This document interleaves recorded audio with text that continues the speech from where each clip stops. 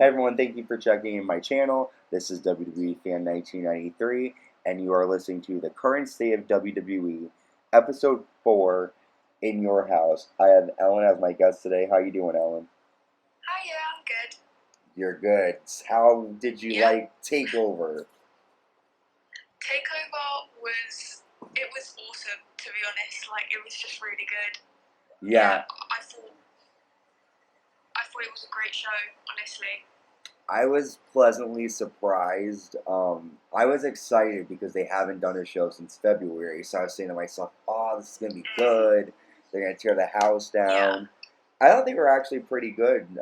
Every match was different.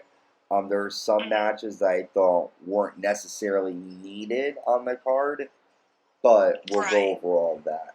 So, take over in your house. Excuse me. I think it was what 20 years, the 20th anniversary or something, 25th. I don't know, something like that. Something like that, I yeah. think it was 20th because I'm 26 now, so I don't think it would be 25. Oh, right. Anyways, Okay, so cool. probably the 20th. So I remember being little and like my brother would have the the VHS recording of the pay-per-views, and we would watch them. And I was looking forward. I was saying to myself, I hope we have a nice set. I hope it's big and Right. grand. And I thought it was really, they took a lot of their time to do it. And I also Yeah. liked during the shows, they did the old school like promos.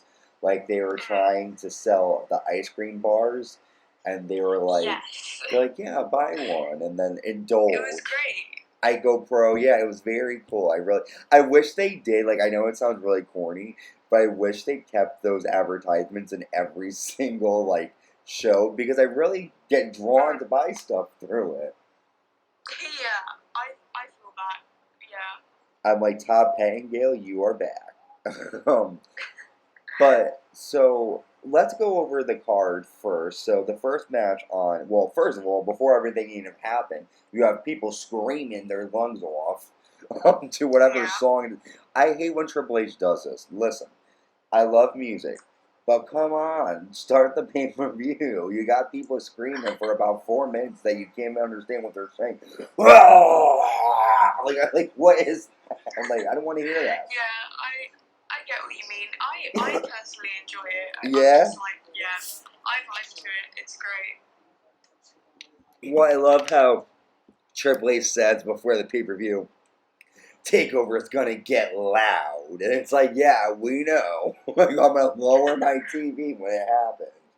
But Yeah, no, I mean, literally. it's cool. I just like, for me, I'd rather just stick to the wrestling. Like, I hate when like the celebrities get involved and it becomes like a, I don't know. But Yeah, so I get that. I don't know the name of the band, but they sang. They were pretty good. And our first match was the 6-woman tag match between Shotzi Blackheart, Mia Yim, and Tegan Knox against Raquel Gonzalez, Dakota Kai, and Candice LeRae. What do you think about the match? I thought it was good. You know, it was just. I think it was a fun match to start off the pay-per-view with. Like, I don't really like how they've been booking going into this match, like with the feud and everything. It was very WCW. Yeah. But actually, it was just a fun match. It was like it was good, and it was a good babyface win. Yeah. And it got me into the show, to be honest. Like, it was. I didn't have high hopes. But, like, obviously they're all good performers, but, like, it wasn't the match I was most excited for, but it was really good anyway. Yeah. I feel you. The okay, so I really liked Raquel Gonzalez in the beginning because I'm like, man, she's imposing. She reminds me of China. But as you said, like the booking kind of like there was really no reason for this match up until like last week. And to be honest, Raquel is kind of getting a little stale to me. I feel like Dakota Kai is great. I still like her. Candice LeRae is great. My problem with this match is I felt like they could have done more. Or not even them, but that they should have been gotten a bit more time. Because, as you just said, all of them are great performers. And I feel like they need to put them more on the map because as we keep watching, new people are coming in, and we want to see some of these wrestlers put on a good match. I thought it was decent. I like you. I wasn't really saying, "Ooh, I can't wait to see this one," but Right. like it was what it was. Like I gave it an 8 out of 10 because but it was pretty decent. I was happy to see finally the baby faces get a win. It seemed like Dakota Kai and Raquel. But something else I also liked was Candice's gear when she came out with the little like pixie wings, and Yeah. I love her being a heel.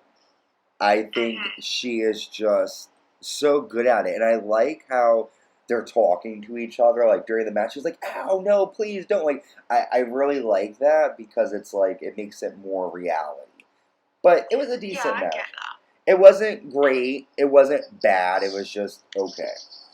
So then, the next match on the card, which I think I'm getting right, is Finn Balor versus Damian Priest.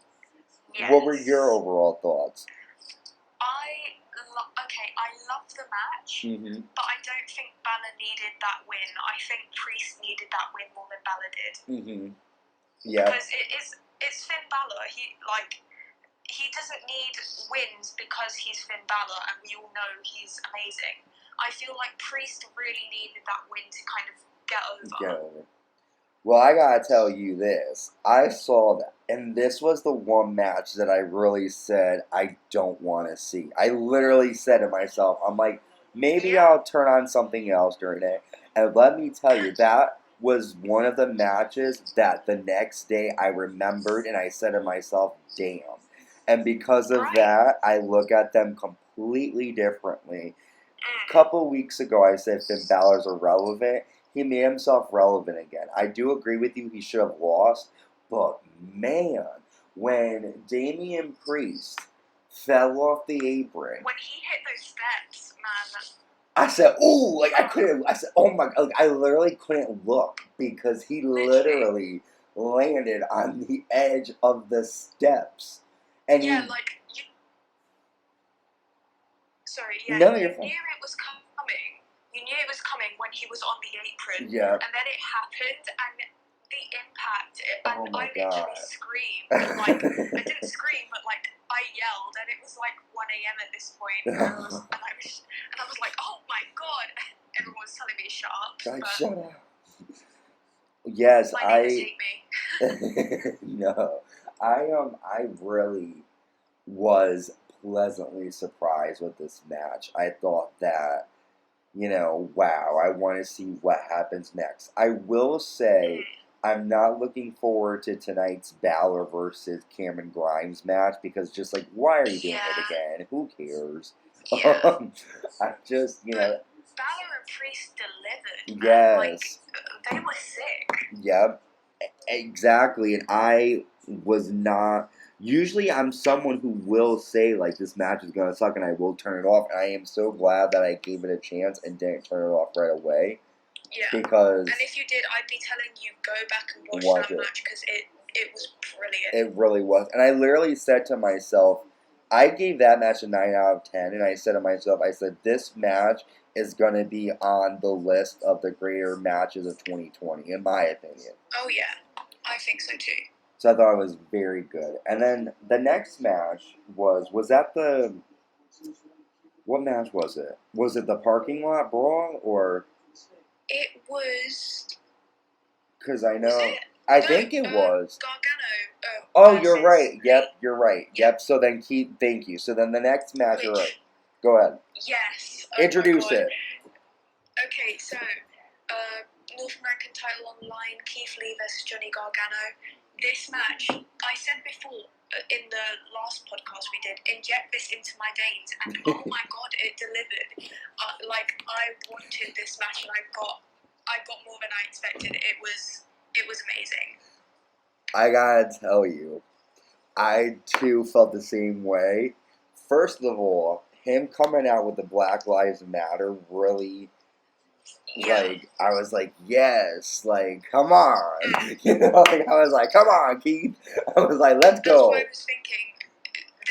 I don't think they were going to make Keith lose after that. Like, I think because of the current climate, it's just kind of I think it would be in poor taste to have if they didn't. Yeah.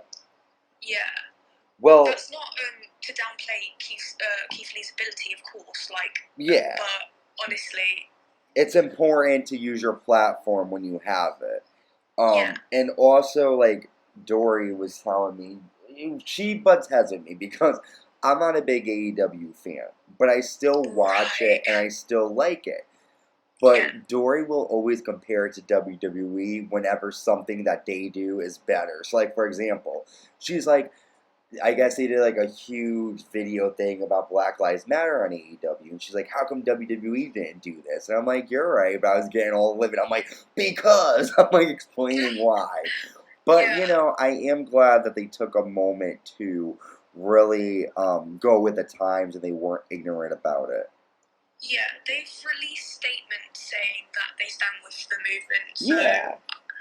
And that's what I said too. I was like, I don't know if they really need anything else. And I also said to her too, like, AEW is trying to get established, so they're gonna try to kind of like kiss a little ass, if you know what I mean. Like, they have a little bit more to prove right now, so they're gonna. I don't completely agree with that, but yeah, I get what you're saying about it. Yeah, like, I don't think, like, not necessarily that's why they're doing it, but I think for them, it's if they didn't do it, anyone would be like, damn, why didn't they do it? So I think, I think it's important that they did that, and I'm glad they did that, because obviously anyone to give recognition, that's what matters. But I think that for them, they have more at stake if they didn't do anything.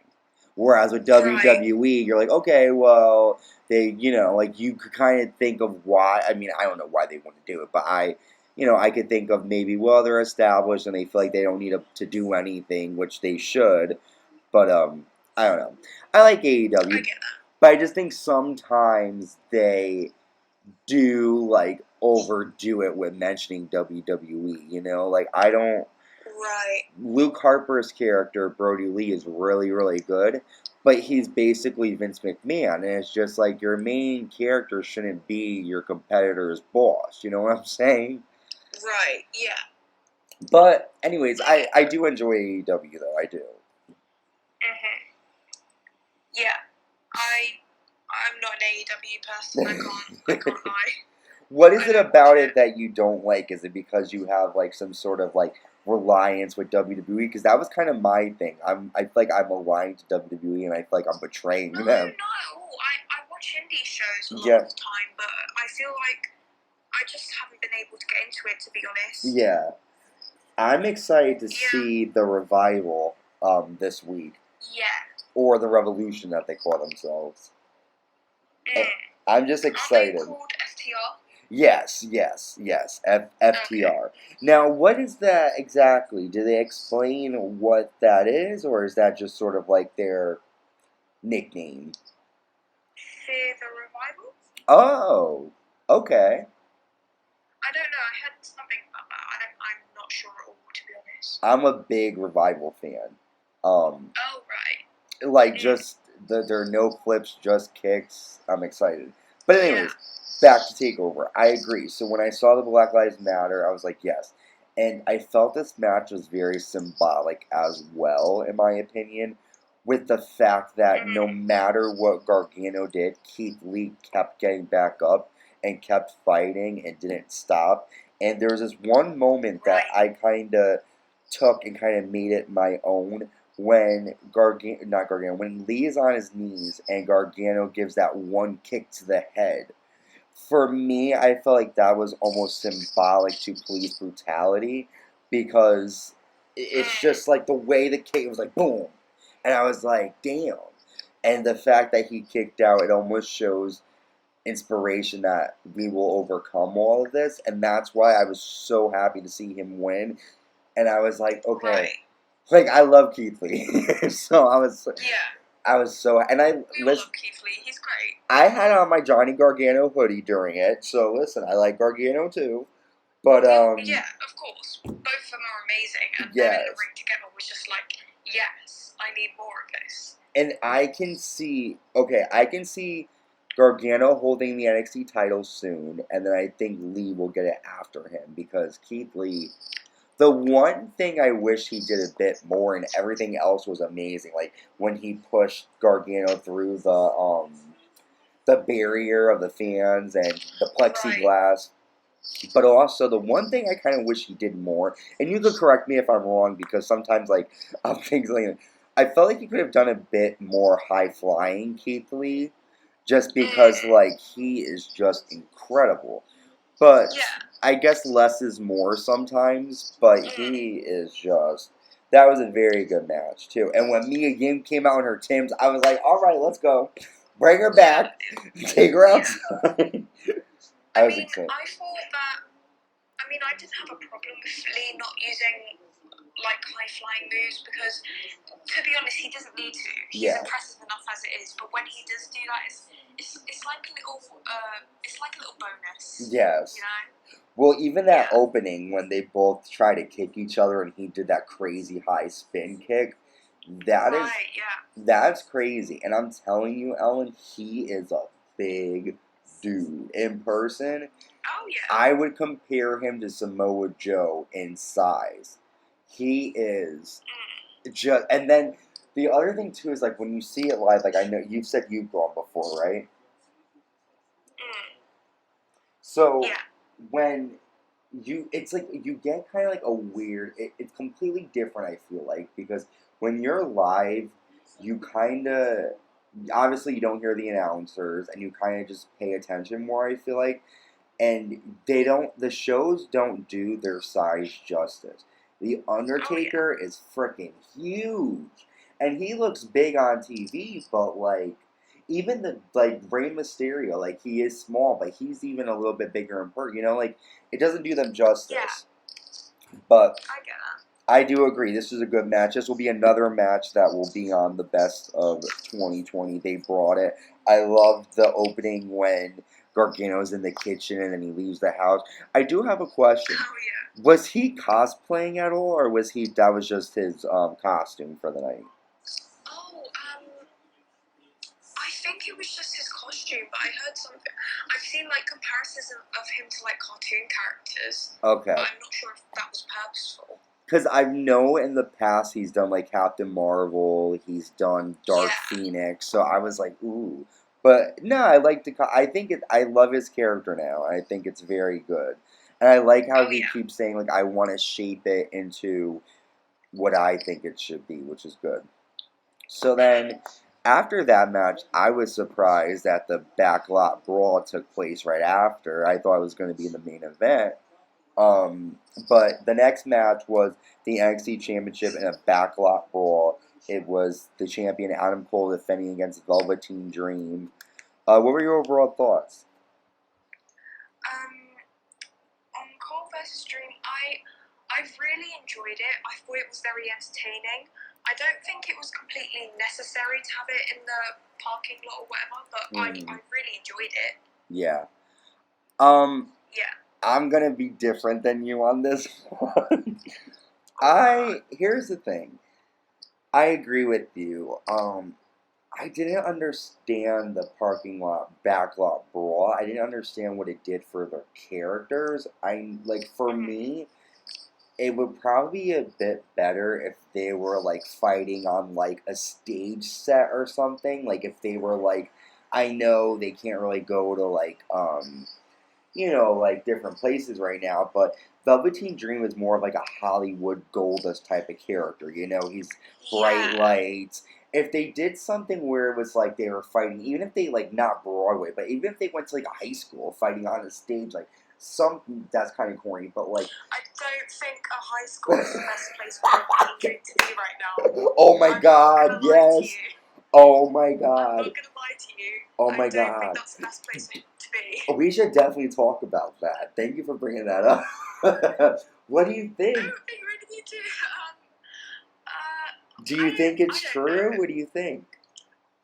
I mean, I don't know. I'm not sure. I mean, nothing's come out about it yet. He said he didn't do it, but I don't really know about because the thing is, I love his character and I love him in the ring, and that's not to like glaze over the fact that What he could have done this very bad thing. Yeah. But like, I don't know if he did it or If he not, did, so yeah. I don't have an opinion on it. Yes, I hear you. Basically, if you don't know what we're talking about, a couple weeks ago, there was a report made, an accusation made against Velveteen Dream, saying that Dream released nude pictures of himself to young boys. He came out immediately and said that someone hacked him and that, it wasn't him. But I do sort of see your point because it's kind of similar to Michael Jackson in the sense of that, like, that whole Finding Neverland movie came out and, like, nothing really happened. I mean, granted, nothing's gone because he passed away by now, but, like, no one talked about it as much as, like, Bill Cosby or as I mean, granted, he was doing, older women. But with Michael Jackson, it's kind of like, his music, so it's kind of hard to think of him as doing something different because you love what he's done for. Yeah, and I hear you, and I feel the same way. And that's a little funny thing with Velveteen, but yeah, I don't know. I agree with you. I don't want to. I'll tell you a quick story. Not long. When I was in high school, there was this girl that I liked, and we had this weird back and forth relationship where we were friends, but she knew I liked her, and she would kind of like play with my head, and like we would flirt. Like it was just a weird thing. And one time, we got into a serious argument, and she went and told people that like I made her uncomfortable, that I pushed her down the stairs, all these crazy lies. So like I kind of know what it's like to be accused and like not really doing anything. So like I agree with you. I don't really want to say, but I hope it's not true because I love Dream, and he's so young, and this could really get rid of his whole career. So I really hope he wasn't stupid to do that. But back to the match, it didn't do it for me. It really didn't. I thought it just like you're right. The whole cars and the ring, like what is the point? And then I honestly thought Dream was gonna win because I thought Cole was gonna go up to the roster, and he's held the belt for a year now, and nope. I just don't know why Dream didn't win. Maybe this scandal has something to do with it. Maybe they don't know and they don't want their champion. I don't know, but I was surprised to see him lose. And also just how quick the match was. Like, I just didn't think it was an NXT Championship match of the caliber that they normally have at TakeOver. Right. I don't know. I feel like it was definitely more entertainment than an actual thing, and here's the thing, I don't think anyone's gonna take the championship off of Cole if there's no like real crowd. I see what you're saying. They're saving it. I think it's like with Shayna winning the championship, everyone thought, oh, they're gonna wait for a crowd before they put the championship on Baszler. But yeah. That's a good idea. Maybe they're waiting for a crazy pop or something, yeah. And I gotta tell you, I was there when he won the belt. Now, let me explain to you that situation. I had some inside scoop about NXT shows. So, you go, and I was sitting right by, like, the entrance. So, I saw Charlie Caruso, I saw Pat McAfee, they were just right there. And Tommaso Ciampa came out, and I was like, scream, because you want them to look at you, so you're like screaming, acting all extra. He comes in, he stands on top of the announce table, and he looks around, and I'm going crazy, and they hand out, like, how sometimes they have the Johnny Gargano logo where it's like the weird smiley face thing. We're sitting down, and people were just handing them out to us, and we're like, oh, cool. Because I thought that you would just do it yourself, but they were handing it out, and, Johnny Gargano comes out, and I'm, going crazy. I wasn't... Go ahead. Well, I would have thought that's how it works, because, like, how do you all get, like, by coincidence, everyone in this section of the audience just had one? Like, I was like, of course they hand them out. Yeah, that makes sense. I live in a fantasy world, okay? You just think these things happen. I just hope that people are this much interested that they're going to go home, print out the same copy of the picture, and have them all ready. Of course, yeah, that's how the world works. Yes.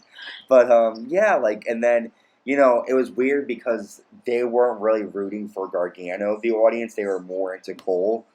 And it was such a good match. I didn't care who won. Obviously, I wanted Gargano, but when Cole won, I popped. We all popped. It was really good. But yeah, I see what you're saying. I think they probably are going to try to save it for when there's an audience and when there's going to be more of a loud thing for him. Yeah, But because I feel like in NXT, everything gets a pop. yes, Like, it's great. Because I remember, like, Pete Dunne was gone for like a month or like a month and a half, and he returned and he got this massive pop. yep. Yeah, and it was like, oh, okay, this is a big deal now. Okay. You know what I think it is too? Go ahead. Because it was when he was coming back. Because Roderick Strong and Velveteen Dream were in a feud for when Dream had the North American title, and Pete Dunne just comes and inserts himself into it, and everyone went crazy. So I was like, oh, okay. That's a big deal, because this is, like, I was like, that's great, because I've been a Dunn fan since maybe 2014, so I was like, oh my god, yes, Pete Dunne's a big deal in WWE, that's great. He is amazing, yeah. And what's funny is, like, I kind of see both things, like, I kind of root for, so for example, I love Zelina Vega, so just because of her, I root for Andrade, just because of, but I mean, Andrade is fucking amazing in general, too. Yeah, he is. But, so, I think with the NXT fans, this is something that I do, I think because people don't take NXT, I mean, I take NXT seriously, that's the only thing I watch. But, like, Vince McMahon, a lot of the upper people, I don't think they take it super seriously. And I think the fans are, like, giving their all to say, hey, listen to us. Like, this is where it's at. Like, come watch us. And it's kind of reminds me of ECW a little bit, Like, it's like, we are going to have a fun time. We're going to be loud. We're going to voice our opinions. We're going to ensure the matches are going to be amazing. Like, going into NXT, you're in a community.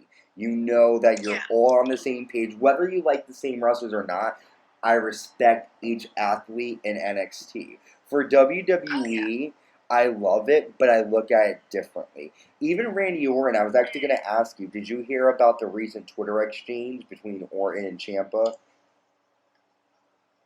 Yes, and I can't lie, I just don't agree with Orton. Me either. I really don't. I was just going to say that. Now, here's what I don't understand. People are saying that they're speculating, well, it's going to be Ciampa versus Orton. But you, buddy, I'm not trying to be mean.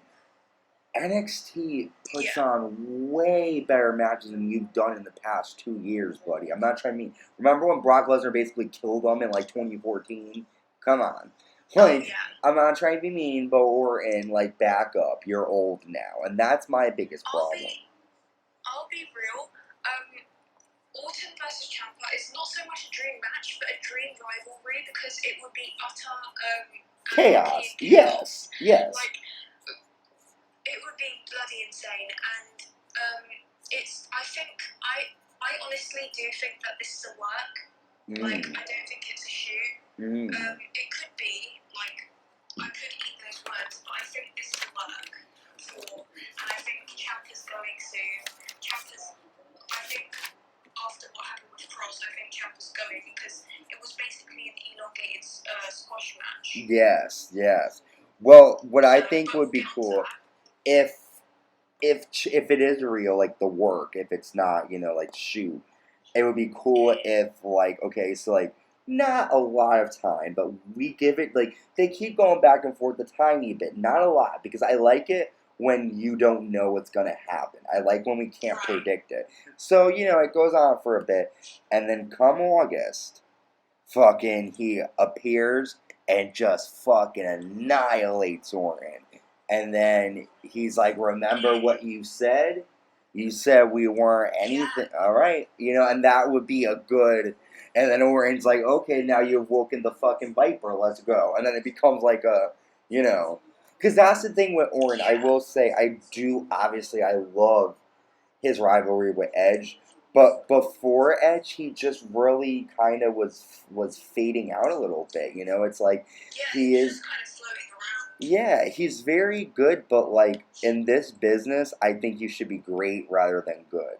And I love him. He has done amazing work in the past. He still does, but I think it's time to let newer people in now or go to AEW. Yeah, if Orton puts over Ciampa, firstly I'll be shocked. Second, actually I won't be shocked because Ciampa's, I mean, he's not small, but you know what I mean. He's not a Vince McMahon guy. Yes. He's a Triple H guy. Yes.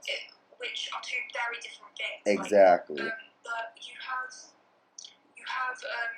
Ciampa, and if Ciampa goes over at Orton's expense, I will be all for that because like they're both great. The rivalry would be great, and it would be great. Yeah. If that's basically it. No, it would be. And I really, I do sit here and I say to myself, man, I hate saying this about Orton because he really is an amazing talent, but it's just like there comes a point in time when you need to say, all right, I've done everything.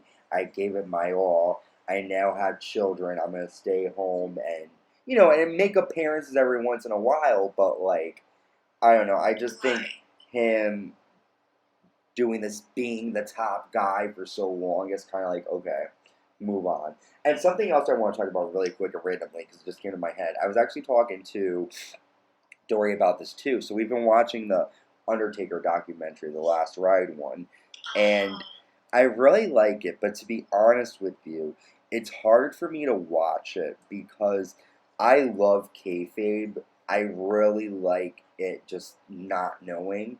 And I like seeing like the paint. Not that I like seeing it, but like it is interesting to see the behind the scenes of like Undertaker actually getting hurt.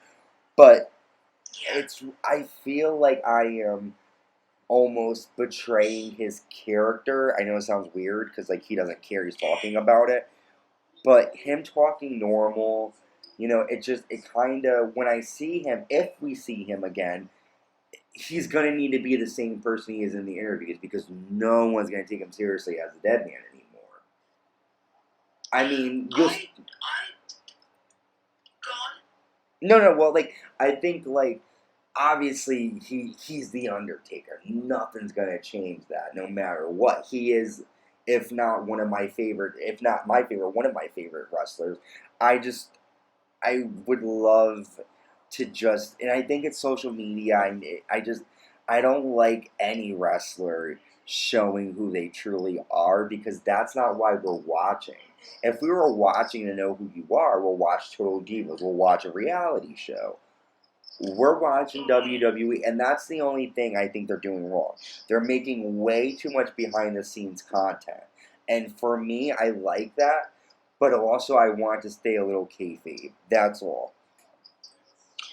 I understand that, but when you have a guy like The Undertaker, I mean, we know he's human, we know he's not actually a dead man, so it's kind of like, yeah, this is interesting to watch because he's been there for what, almost 30 years, 30 years. Like, it's interesting to see what he's been like going through. Because the last few years, it's interesting to see. Yeah. It's a different Undertaker. Yeah, I get what you're saying about kayfabe, but to be honest, I do love the theatrics in sports entertainment, but I feel like I don't mind if kayfabe gets broken. I think, if anything, it's a great thing because I love the insides, like the ins and outs and everything. Like, I would love, like, later on in a couple years if they did a special where The Undertaker went over his whole career. You know what I'm saying? Like, if he went over from when he came in. I know he did that with Stone Cold, but, like, I just think, like, for example, if they were making it real, where, like, for example, when Edge and Orton were talking and then Orton brought up Edge's mom, to me, that's cool. That's different. If they say their real names, that's even better because it's like, nah, this is real. But it's just, for me, it's just hard. And it's probably just me. I don't know. I do like seeing the real people. But anyways, so where were we going? We lost track. We were talking about... We were on Cole versus Tree. Yes, and we were talking about call-ups, and then we were talking about how NXT is so good. So the next match was the debut, well, not the debut, because you already saw on NXT, but the TakeOver debut of Karrion Kross with Scarlett against Tommaso Ciampa. What were your thoughts?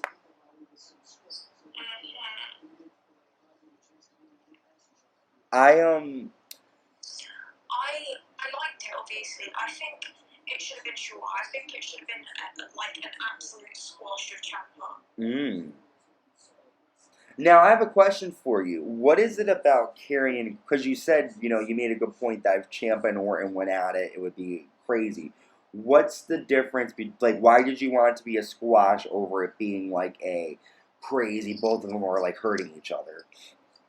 Because I feel like if Ciampa, because Ciampa's lost that match, I feel like he could go to main roster and go against Orton. Mm-hmm. But I feel like if Kross just absolutely squashed him at TakeOver, then he could have gone on and just been this dominant, guy. He doesn't. I don't even think he needs a title. Oh no. Yet. He is. He doesn't even need it. He's just basically an entity, and I feel like if he squashed Ciampa, that kind of establishes him as the final boss, basically. You know what I mean? Yes, and I agree with your thought that he looks like a bad dude. You know what I'm saying? The eyes, Scarlett brings something. I mean, I always make fun of her when she comes running in, and she does the big ballerina spins, and then she does the whole. But I will say it's different and it's intriguing, and I like it. I kind of wish Scarlett had more to do with the match. I mean, granted, Karrion doesn't need her to beat him, but I wonder who his next challenger is gonna be now that he took out Ciampa. Who's next on his list?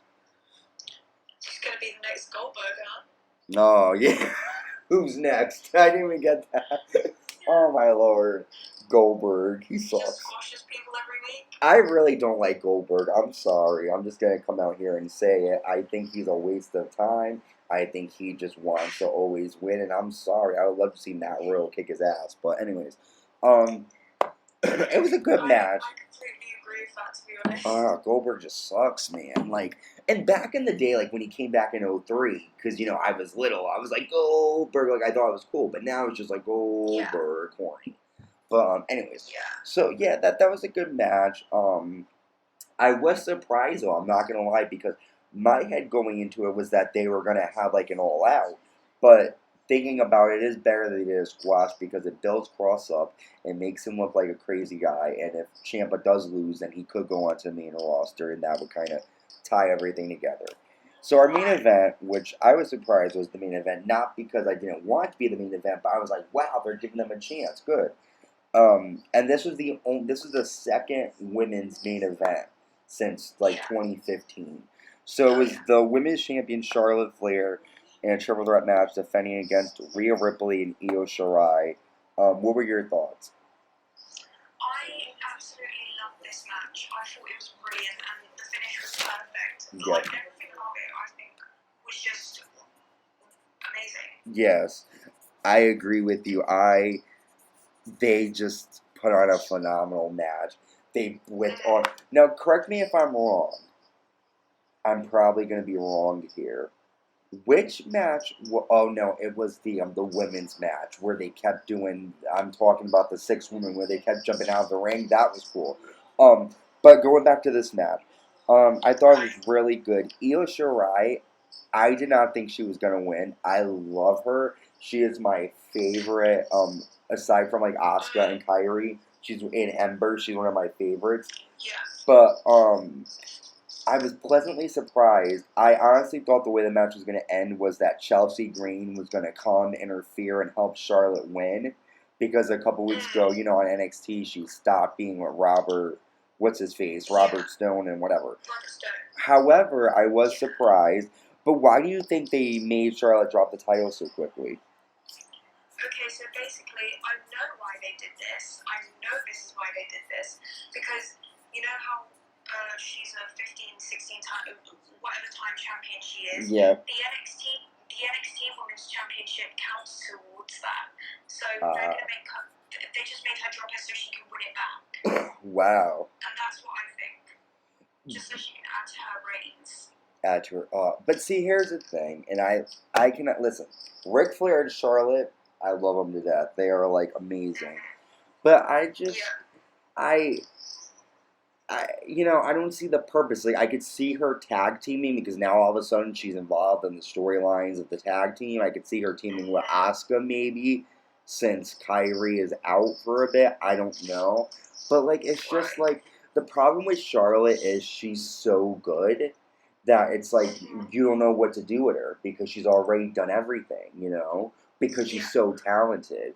Honestly, I don't think that's the case. I think they're just overexposing her, and that's what's wrong here. Because as Ollie Davis from Wrestle Talk describes her as the Omni Flair, because she's on all the shows, and it's just like she's overexposed. We don't need her on all 3 shows. Yeah, you're right. And yeah, I just feel like she is amazing. Obviously, she's so talented and she's amazing. And she's amazing in the ring, but I just feel like they're doing too much with her.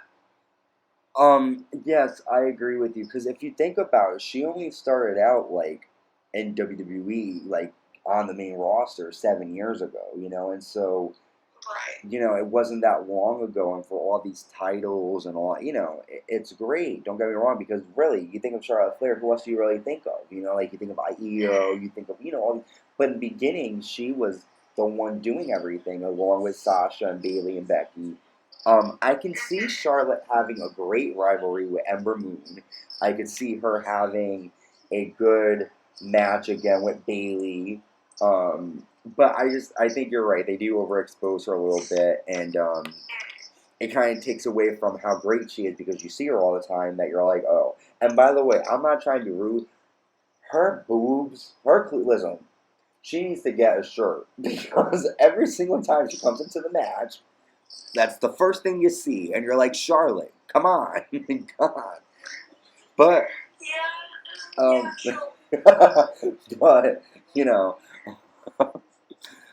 she's great though. I get that, but I feel like if they are going to keep her in NXT as well, she needs to be used to put over talent. I think if she could put over a Candice LeRae or if she could put, like, even if she doesn't have to lose all her matches, but like even so, she could do some really good work on NXT if they don't treat her like superior.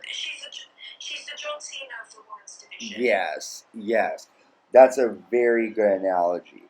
But you know what? I think you're right. Even if she were to lose a couple matches, like if she weren't to win all of them, you could do it so like yes, or even if like let's say Candice like got disqualified, you could see that happening because Candice is a bad guy. So she wins, but doesn't necessarily.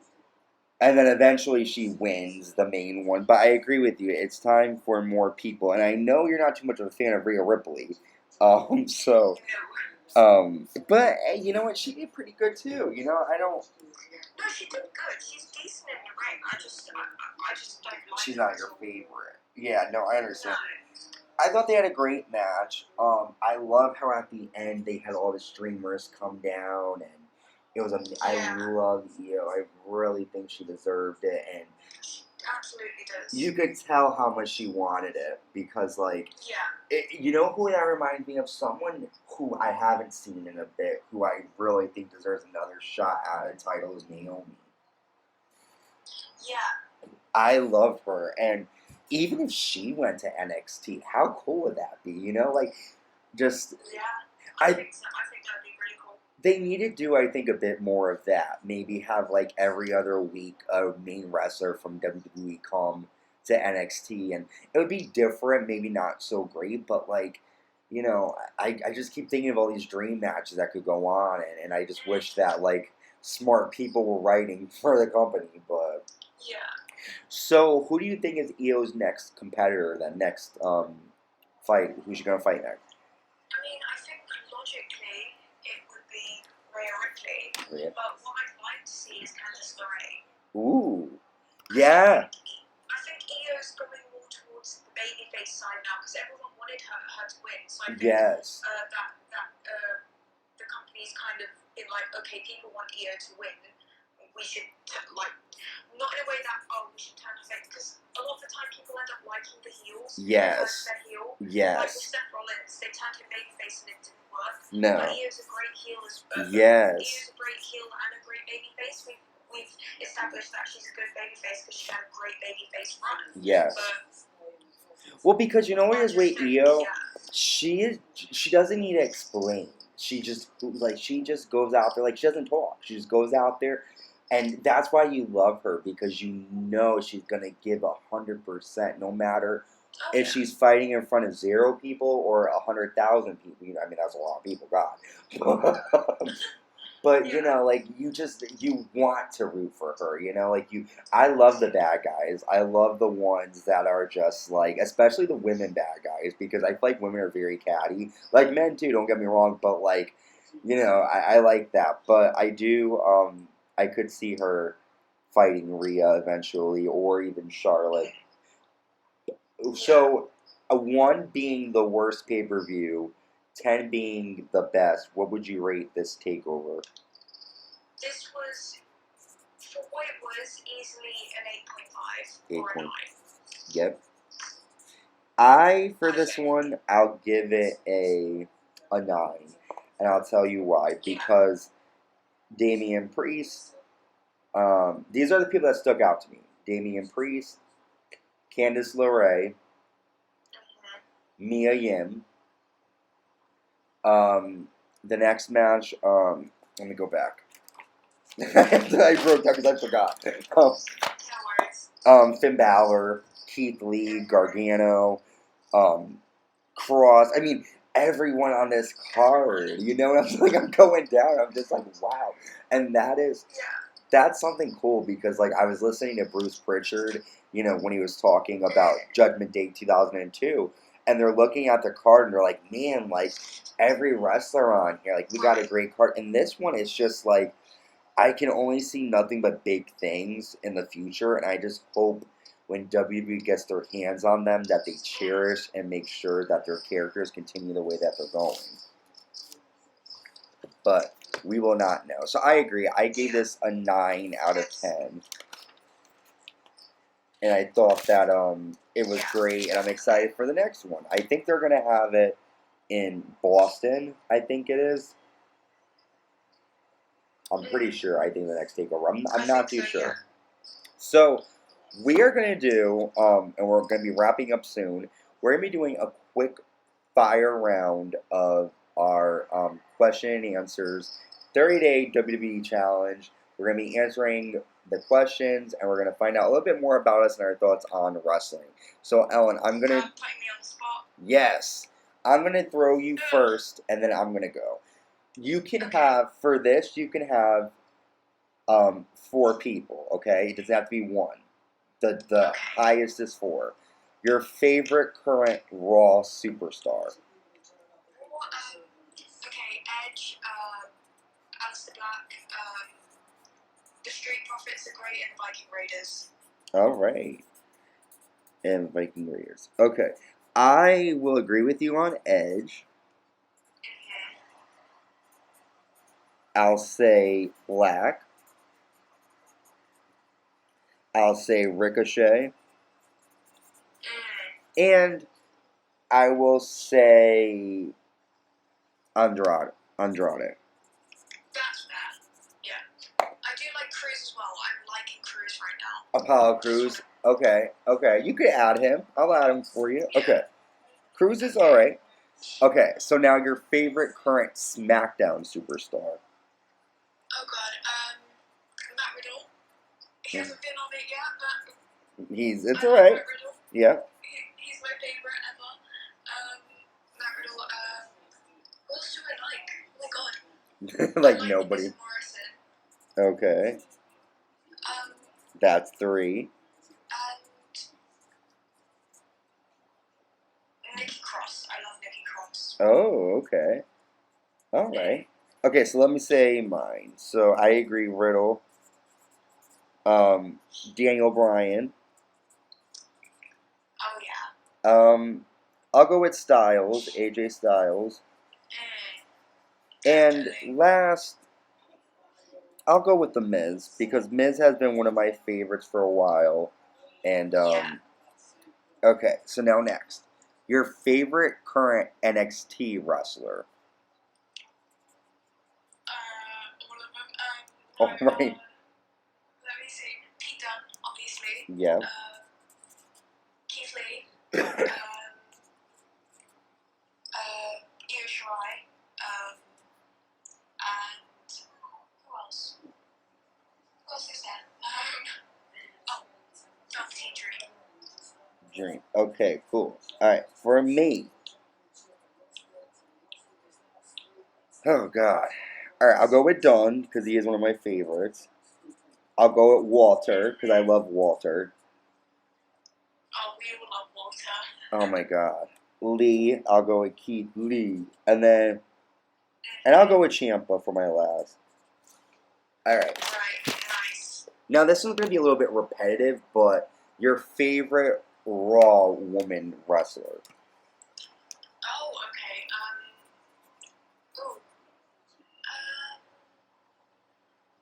Yeah, probably Asuka. Asuka. I used to think her name was Asuka instead of Asuka. Okay. Nice one. For me, I have a couple. So I have Asuka, who obviously I like. Raw. Well, Zelina Vega, I'll consider her. Whatever. I like Yeah. Vega. The Iconics. I like the Iconics. Oh my fucking God, yes. Okay. There we go. Thank you. 1, 2, 3, 4. Okay, beast. Okay. Now, your favorite SmackDown women wrestlers. Oof. To be honest, probably Sasha Banks. Yeah. For me, Yeah. I like Bailey, Sasha, Alexa Bliss, and I'm going to say someone surprising to you based on a recent video that I saw. Tamina Snuka. Oh my god, I love Tamina. I love Tamina. Did you see the video that she recently came out Her with? stuff on Twitter is amazing. But here's what I don't understand. Is that like her new character being in the like psych ward or? Yeah, but they're not showing it on TV. They're only, it's only her promos on her Twitter, but they're not actually showing it. But they are referencing it, like they were referencing it. So it was like really confusing to me. Maybe it's her true life. Maybe she's in her actual psych ward. Okay.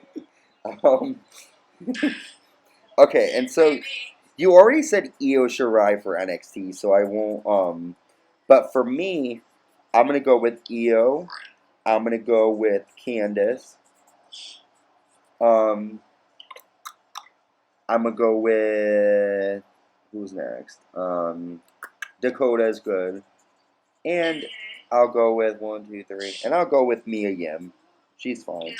Somebody that I forgot for Raw that I should have said that hasn't been used, Bianca Belair. Oh my god, yes. Where is she? Like, she's on main event. That's where she is. It's so I don't get it, but okay. Your favorite current cruiserweight? Oh, you know what? I've got to say either Kushida or Drake Maverick. Oh no, Isaiah Swerve's not. It's definitely Swerve. Swerve is my favorite. I agree. I'm gonna go with you. I just think, first of all, I don't get why they make him usually lose all the time. He's freaking amazing. Number one. Number two, his moves are just so swerve. Okay, so I agree. One thing I do recommend you, like, matches I do recommend. Please.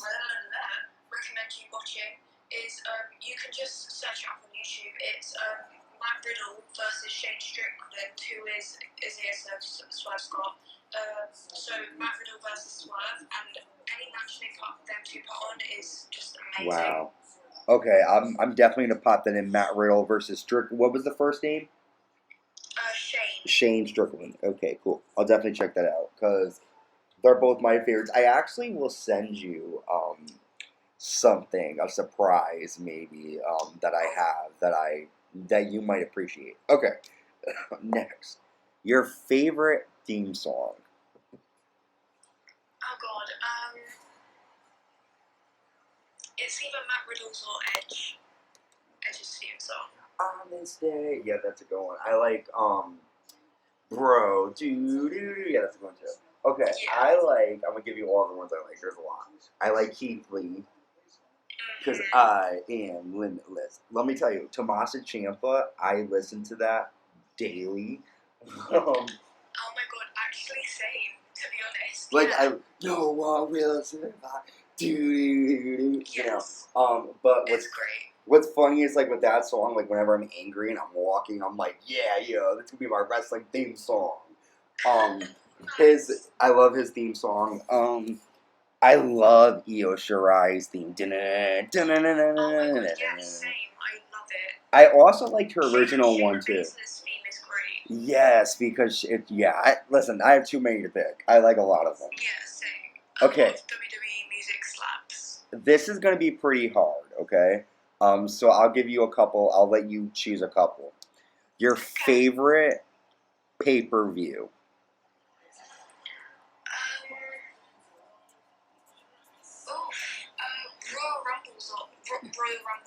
Royal Rumble is the best. All right. Okay, for me, I have two that I like the best. I obviously WrestleMania, and then SummerSlam. Right. Yeah. I just love the mid card, like when they have like the Intercontinental title matches. They usually put on a good show for SummerSlam. Oh yeah. Okay, definitely. This is another hard one, and once again, you could have more options. Your favorite WWE match of all time? Oh, God. Hard, right? Yeah. Well, firstly, in terms of, like, actual, like, wrestling, Matt Riddle versus Velveteen Dream at TakeOver, TakeOver New York, I think it was. Yep. Which was amazing in terms of, like, wrestling. And I think story-wise, oh God, it's really controversial, but I have, actually no, I'm not even going to say it. What? Go ahead. I really loved the 2004 WrestleMania main event, the triple threat between Benoit, Triple H, Oh, and Shawn Michaels. Of course you gotta mention that one. Like, come on. And I know it's controversial, but the story it told and the actual, like, match was great. But other than that, Pete Dunne versus Walter. Thank you. I was gonna say that one too. No, but I agree with you. There's a couple that I really like, and there's a couple that I think could be a bit better. But for me, I like one match I recently saw. Well, a couple. So Pete Dunne versus Walter. I saw Aleister Black versus Andrade from TakeOver New Orleans. That was really good. Andrade versus Gargano, I think from TakeOver Philadelphia was really good. As far as me, well, also Io Shirai versus Candice LeRae was really good for NXT. For WWE, there's a couple. I'm going to break it down by decades, okay? Okay, so here's what we're going to do. So as far as the 80s, I liked, there's one match, it's Dynamite Kid against Tiger Mask. That's a very good match. I did not think it was going to be good because it's the 80s, but it was very good. As far as 90s, okay, I like Bret Hart versus Mr. Perfect from SummerSlam, 1991. I like the Ultimate Warrior versus Randy Savage from WrestleMania 7. Gosh, there's so many that I like. Oh, Michaels versus Razor Ramon in the ladder match.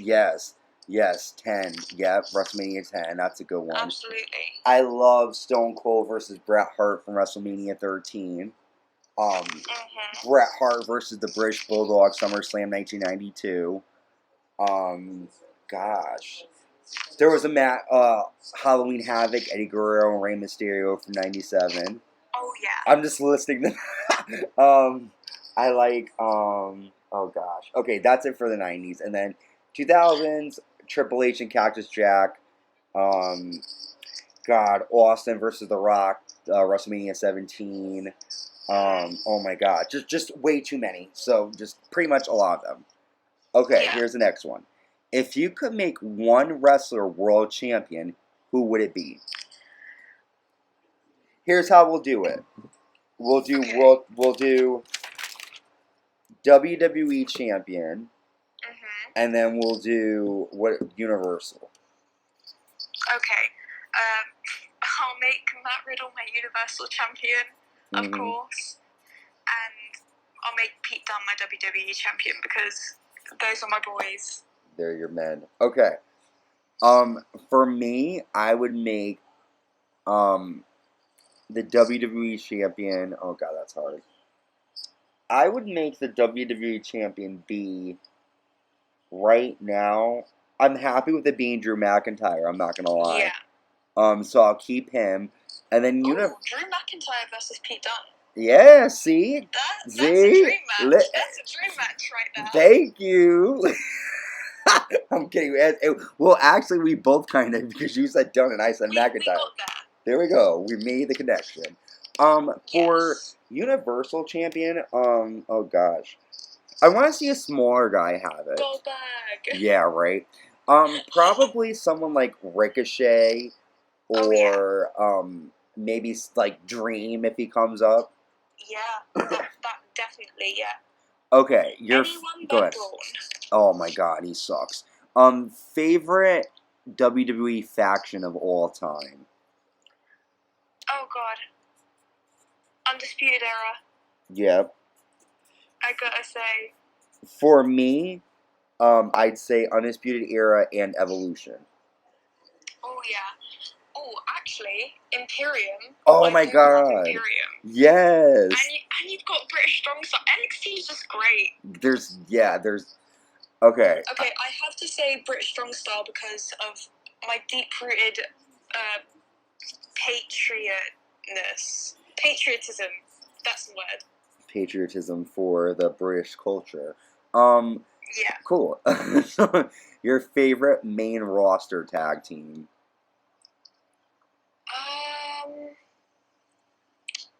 I'm gonna say New Day, obviously. Yep. Is great, and the Viking Raiders and the Street Profits. That's it. Okay, for me, I'll go with. I have a couple: New Day, Viking Raiders, Profits. I also like the Usos. We're the Usos. Okay. Your favorite NXT tag team? You kind of already said it, right? The Broserweights. Okay, listen. So as far as I'm concerned, Timothy Thatcher turned on Matt Riddle. Pete Dunne and Matt Riddle are still a thing. Yes. Yeah. They're still a thing. So Broserweights all the way. I like them too. I like the Broserweights. I like NXT tag teams. I don't even know which ones there are, to be quite honest with you. You've got the current champions, Imperium. Okay, Imperium. I'm going Imperium. There you go. They're my favorite. Nice. Thank you for saving me. Okay, your favorite title belt? Oh God. Okay. Either the North American Championship or the men's UK title, because they are both beautiful. They are works of art. Yes. For me, I agree. The North American Championship. I like the old school WWE title belt, like from 2000. Right. And I also like the World Championship, the big one. Oh, nice. Yeah. Okay. Your favorite. This one's kind of hard. Favorite NXT match of all time. Oh boy. I think I've got to go with either Walter versus Dunn or Dunn versus Bate from Oh my Chicago God. 2017. Because that was match of the year in 2017 for NXT, wasn't it? Yes, and I'm stealing both of those answers from you because I love both of those God matches. damn it. They killed Kenny. We're just the biggest Pete Dunne Hey, marks. you know what? It's cool. Pete Dunne's his shit. Apparently. I don't want to get my fingers broken. Yeah, no. Who is your favorite NXT champion? Ooh, like just the NXT champion or champion in like champions in NXT? I think just whatever champion. I mean, it doesn't say. Well, yeah, just whatever champion. Should we go just NXT title? Yeah, we could do that. Okay, cool. I'm gonna say either Ciampa or Cole. Okay. Balor. Okay. Ciampa, Cole. I liked. Andrade having it. All right, this one's a little hard. Most underrated WWE wrestler. All of them. Right. All of the underrated ones. That's like the whole roster, right? Yeah. I feel like in terms of being underutilized, probably Ricochet, guys like that. But I feel like one that the fans don't appreciate how like good they are is probably Seth Rollins, because I think everyone forgets. I think everyone forgets he's so amazing because he's been cursed with like some horrible gimmicks sometimes. Yeah. And he's also an absolute idiot on Twitter sometimes. So Yes. people forget how good he actually is. Yeah, for me, Ricochet again, Aleister Black, Dream, all those guys. Okay, next. Your WWE dream match. Oh god, there's so many. You know what? I'm gonna say, and it's expected of me. Matt Riddle versus Brock Lesnar versus Goldberg. A triple threat. Yes, and Matt Riddle just dominates them. That's what's happening. I'll give you my dream match, okay? This is an NXT type, okay? Mm-hmm. Pete Dunne versus Tyler Bate versus Walter. Ooh, that would be great. It would be good. I would love that. Yeah. I think if we're speaking just NXT, for me it would probably be,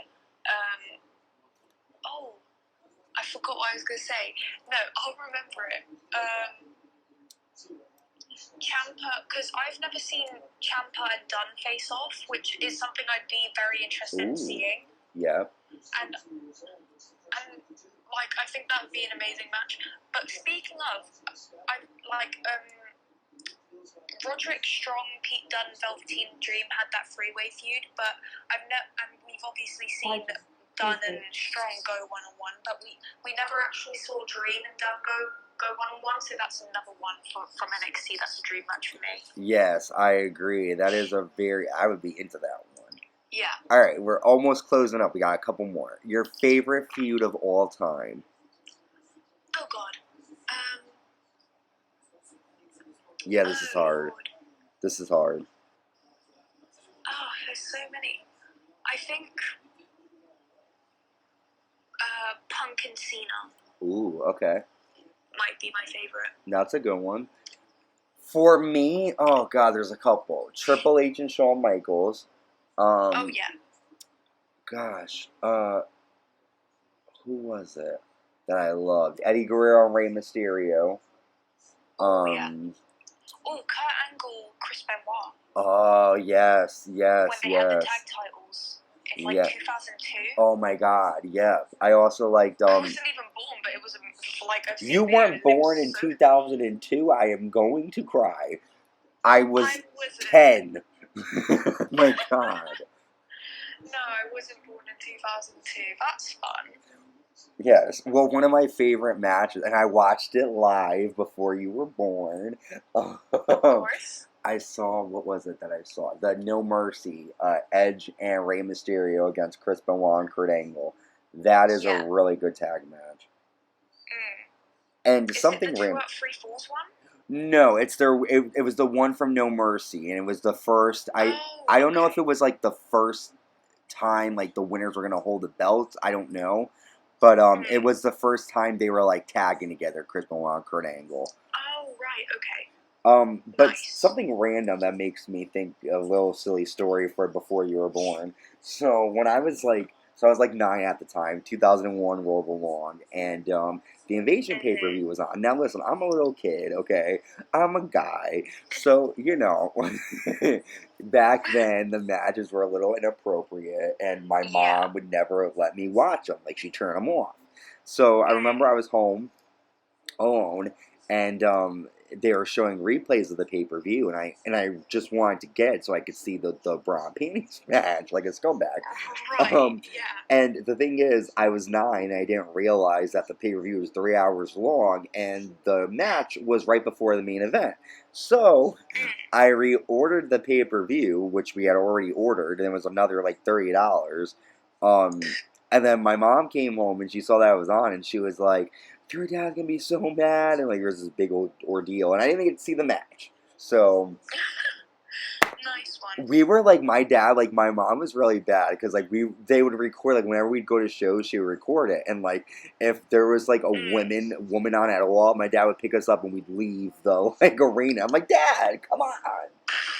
But yeah, because like your mother's gonna get mad. And I'm like, okay, my dad. All right, your favorite WrestleMania?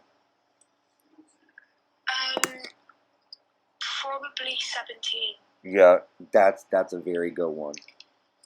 I think that's a pretty obvious answer, though. And then this is and I agree with you, WrestleMania. That one I also like the one when they were in Orlando. Mania 20 was good. Yes, that was a good one too. Yeah. Because they had like, I think that was when they had all the stuff with there's a Chris Jericho match on that pay-per-view that I really like. It's either Christian or Chris Jericho. Chris Jericho fought Christian at that pay-per-view. When Trish got involved, and yeah, with Trish. Yes. Yep. That was WrestleMania 20. I get my pay-per-views mixed up, so I'm just like, was that 17 or 20? No, you're right. That was 20. Yeah.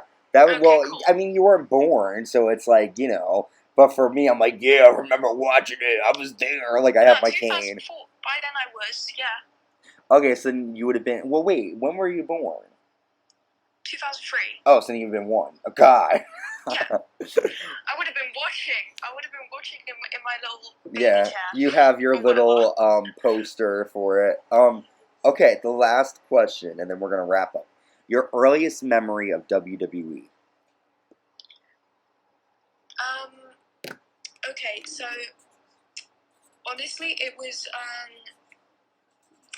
like 2006, and this is gonna sound really weird because it's like really irrelevant, but I think it was someone. It might have been ECW, and it was Chris Benoit versus someone. I think it might have been. Was it Eddie? No. Yeah, but apparently I was a big Chris Benoit fan when I was 3, which is problematic. But, well, you know, here's the thing. You know, I hate to say this, and, you know, he did do a terrible thing, but sometimes, because it's not real, it's okay to root for... You separate the character from the actual person. Exactly, yep.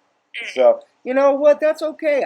Listen, even Bill Cosby, you know, he's a horrible person, but he did a good show. You can't, you know what I'm saying? Like, you have to just, you know. Okay, for me, my earliest memory is I have a couple. My brother used to try to fuck with me when I was little, and I was afraid of The Undertaker. And there's the one match from Royal Rumble 1994, and it was a casket match, and it was The Undertaker against Yokozuna, and at the end of it, when The Undertaker turns his face, I used to be scared of that part, and he would literally put a blanket over me, and then when that part came out, he'd pick it up, and I'd see The Undertaker turn his head and have nightmares. That was my first memory. But I also Nice. remember wanting to watch it after the WrestleMania 2000 Triangle Ladder match, and I was like, okay, I need to watch it. So, Right. Yeah. well, Ellen, thank you so much for coming on today. We'll be doing a Backlash prediction maybe soon before Sunday if we can. If not, I'll do it on my own. But we will be back soon with new content. Thank you for checking us out, and we will be seeing you guys soon.